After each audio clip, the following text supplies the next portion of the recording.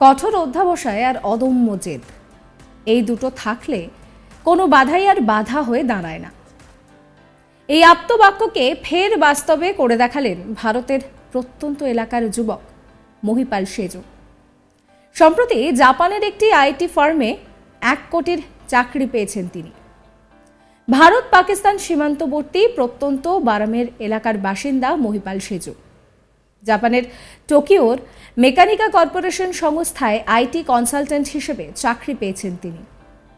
এই চাকরির বার্ষিক প্যাকেজ শুনবেন কত? 1 কোটি টাকা।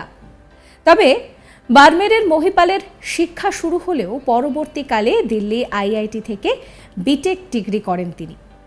এরপর জাপানেরই নাগোয়া শহরে বার্ষিক 30 লক্ষ টাকার প্যাকেজে চাকরিতে যোগ দেন মহিপাল। তার কাজের দক্ষতা এবং কর্তব্যনিষ্ঠা তাকে জাপানের মতো শহরে আরও একটা ভালো চাকরি পেতে সাহায্য করেছে। যোধপুর থেকে ক্লাস 10 পাস মহিপালের। এরপর রাজস্থানের কোটায় আইআইটির প্রস্তুতি। এরপর দিল্লি আইআইটি থেকে বিটেক পাশ করেন মহিপাল।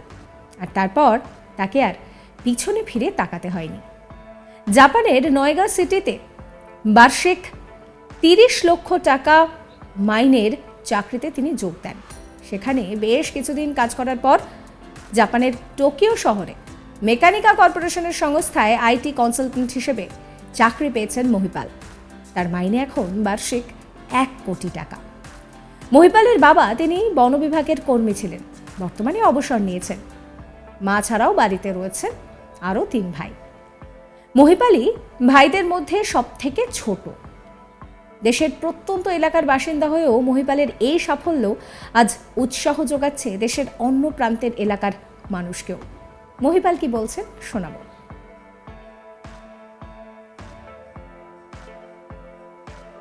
में से स्टार्ट किया, फिर 6th के बाद हायर एजुकेशन के लिए जोधपुर शिफ्ट किया, फिर 7th 8th 9th 10th Jodhpur में की, फिर उसके बाद आईआईटी की प्रिपरेशन के लिए कोटा में शिफ्ट किया, फिर 11th के बाद कोटा में रेजोनेंस में आईआईटी की प्रिपरेशन की, फिर उसके बाद आईआईटी दिल्ली में सिलेक्शन हुआ, फिर 4 साल बीटेक वहाँ पे की और कंपनी के प्लेसमेंट आईआईटी में जब पढ़ाई कर रहा था उसके साथ हुई और 2018 के एंडिंग में जापान शिफ्ट हुआ और अभी काम करते हुए 6th ईयर।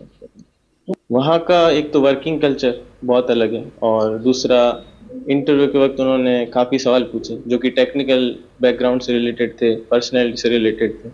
उन सब का उन्होंने जो चयन किया उसके आधार पर फिर मुझे जापान में जाने का मौका मिला। तो पहला जो था कॉन्ट्रैक्ट वो कितने टाइम का था, क्या पैकेज था उसमें?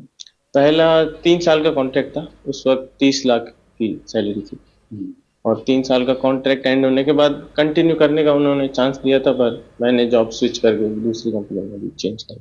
तो अभी जिस कंपनी में है उसका काम क्या है, कहाँ कहाँ है और पैकेज क्या है? अभी जिस कंपनी में काम कर रहा हूँ वो मैकेनिका कॉर्पोरेशन लिमिटेड कंपनी है, मेनली सेमीकंडक्टर और आईटी कंसल्टिंग की कंपनी है। हेडक्वार्टर उसका जापान में है और एमएनसी है तो यूरोप में, सिंगापुर में, हांगकांग में, मलेशिया, यूएसए, हर जगह उनकी ब्रांचेज हैं। तो और हेडक्वार्टर में मैं अभी वहाँ पे नहीं हूँ। तो किस किस पैकेज पे आपको वो हायर किया गया है? अभी वहाँ पे एनुअल सैलरी प्लस जो बोनस है, जो अलाउंस, वो 1 करोड़ की अभी सैलरी है। तो काम क्या रहता है, किस तरह के क्लाइंट आते हैं, किस तरह से जॉब प्रोफाइल क्या है? अभी आईटी कंसल्टेंट की जॉब है तो कस्टमर के जो भी डिजिटल ट्रांसफॉर्मेशन की जो रिक्वायरमेंट है, कोई सॉफ्टवेयर उन्हें यूज़ करना है, जो उनकी अभी रोज़मर्रा का उनका जो काम है उसमें टेक का यूज़ करके कैसे उसको इजीली कर सकते हैं। और ऐसे अभी एआई और मशीन लर्निंग में काफ़ी इम्प्रूवमेंट हो रहा है, तो उनके काम में किस तरीके से हम वो टेक यूज़ करके काफ़ी स्पीडली और उनको काफ़ी एफिशिएंटली करने का काम करते हैं। অর্থাৎ একটা বিষয় কিন্তু ভীষণভাবে পরিষ্কার যে কঠোর অধ্যবসায় আর অদম্য জেদ, এই দুটো জিনিস যদি সঙ্গে থাকে তাহলে কখনোই কোনো বাধা হয়ে দাঁড়ায় না।